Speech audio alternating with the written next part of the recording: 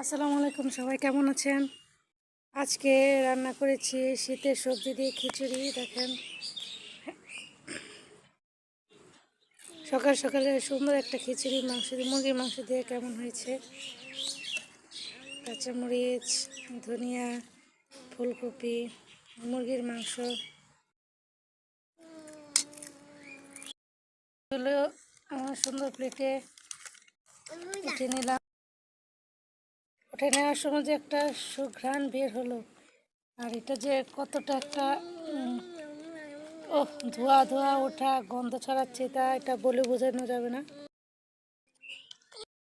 তো আমার খুব পছন্দের, বিশেষ করে আমার হাজব্যান্ডের অনেক পছন্দের খাবার। দেখেন ধোয়া দিয়ে সব কত সুন্দর হয়েছে। ধন্যবাদ সবাইকে।